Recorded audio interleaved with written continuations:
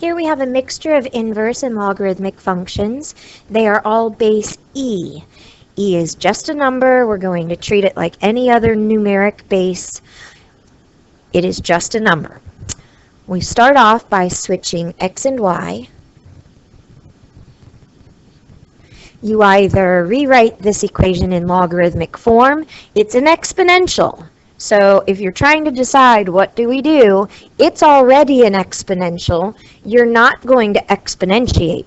You're going to do the inverse. You're going to take the logarithm. Natural log is automatically base e, which makes it the inverse. And my inverse is y equals natural log of x.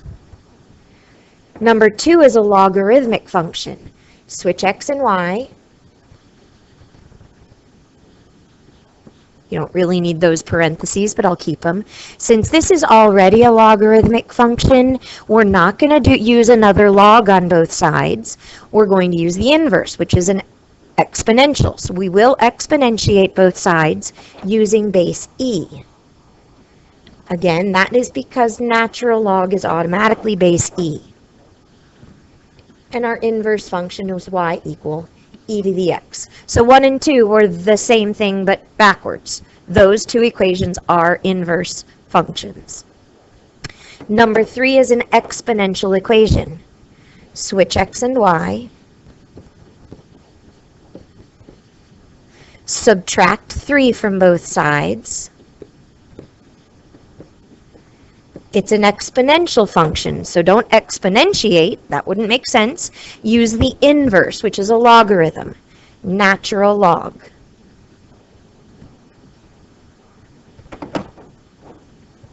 Activate inverses.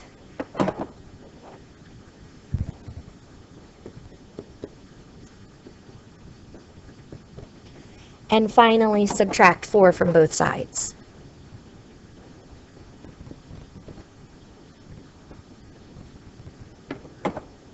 Last one, switch x and y.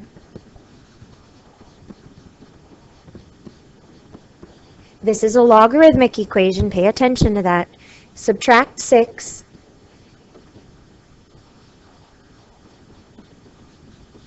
Since it's a logarithmic equation, it would not make sense to log both sides. It's already a log. We want to do the inverse, which is exponentiating both sides.